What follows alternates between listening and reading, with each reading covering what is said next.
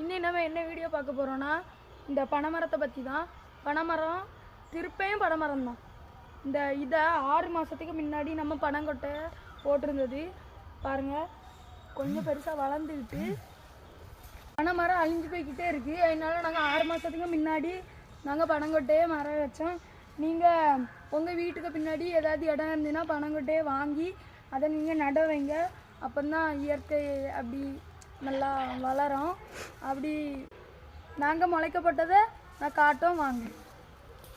கொஞ்சம் நிற்கும் பாருங்கள். நான் இதுதான் அவ்வளோ பெரிய மரமாக வளரும். அடுத்தது அடுத்த இடத்துல இருக்குன்னு காட்டே வாங்க. இன்னும் கொஞ்சம் வச்சுருக்கோம் பாருங்கள். இதுதான் நான் கொஞ்சம் அப்புறம் கொஞ்சம் பெருசாகிட்டு தான். இதில் ஒன்று நாங்கள் போட்டது வளர்ந்துருக்கு பாருங்கள்.